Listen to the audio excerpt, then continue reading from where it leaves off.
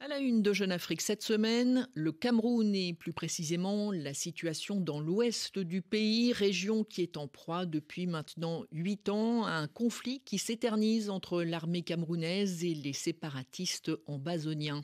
Bonjour François Soudan. Bonjour Catherine. L'envoyé spécial de Jeune Afrique qui s'est rendu sur place a pu faire l'état des lieux et notamment le point sur les rapports de force dans la région.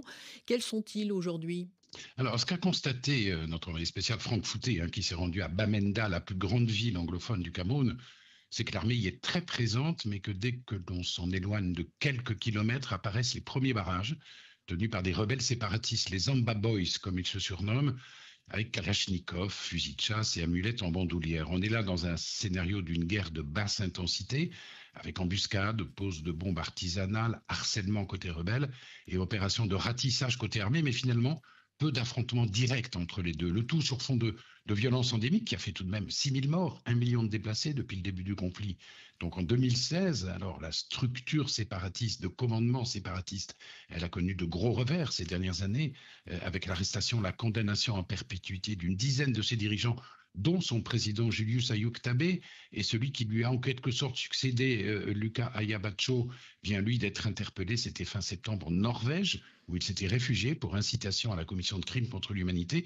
On a donc affaire à un mouvement en partie décapité, presque acéphale, aux mains de commandants locaux, ce qui n'a fait que précipiter son glissement dans une forme de criminalité incontrôlable, Catherine. Et c'est bien sûr une situation difficile à vivre, pénible même pour la population civile qui est soumise à rude épreuve, François. Tout à fait. Elle peut éprouver, cette population civile anglophone des deux provinces, nord-ouest, sud-ouest, une certaine sympathie pour les revendications identitaires portées par les séparatistes ambazoniens, ce qui explique notamment le relatif succès des opérations villes mortes ou des défilés indépendantistes organisés dans les villages. Mais elle est en réalité très largement prise entre le marteau de la répression et l'enclume de la rébellion. L'exemple typique, Catherine, c'est celui de ces reçus exigés par les séparatistes à chaque barrage, certifiant que l'impôt de libération a bien été acquitté. Alors, faute de quoi, on vous déleste de tous vos biens. Mais si, de retour en ville, l'armée saisit sur vous ce même reçu indispensable donc pour se déplacer en brousse, c'est l'arrestation immédiate pour complicité avec ceux qu'elle considère comme des terroristes. Alors d'un côté, vous avez une rébellion qui pratique le racket à grande échelle et qui s'est spécialisée dans les enlèvements contre rançon accompagnés de violences physiques. Il y en a eu 450 en 2023. Et de l'autre, des forces de l'ordre qui procèdent par rafle de suspects et dont les pratiques de cash arrest, les arrestations pour de l'argent, sont dénoncés par nombre de témoignages recueillis par notre envoyé spécial. On est donc dans une sorte de cercle vicieux, pratiquement inchangé depuis 8 ans, Catherine. Dernière question, François Soudan. Après 8 ans de conflit, y a-t-il aujourd'hui un espoir de sortie de crise ?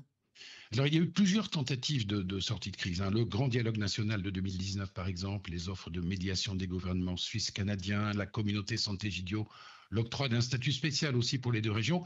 Mais tout ça n'a pas eu de vraie consistance ni de portée réelle sur le terrain, en grande partie parce qu'elles se sont heurtées à des manœuvres de sabotage de la part des faucons des deux côtés. Alors, l'indépendance étant évidemment exclue et la politique du tout répressif ayant montré ses limites, la solution se trouve sans doute sur une sorte de ligne de crête entre le retour au fédéralisme aboli en 1972 et une décentralisation qui ne soit pas hybride, mais fondée sur une vraie délégation de pouvoir.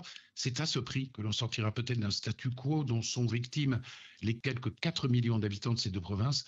Maintenant, où est la volonté politique d'y parvenir? Pour l'instant, on ne l'aperçoit guère, Catherine. Merci François Soudan. Ce reportage dans l'ouest du Cameroun est à retrouver dans le mensuel Jeune Afrique du mois de décembre ou sur le site internet jeuneafrique.com.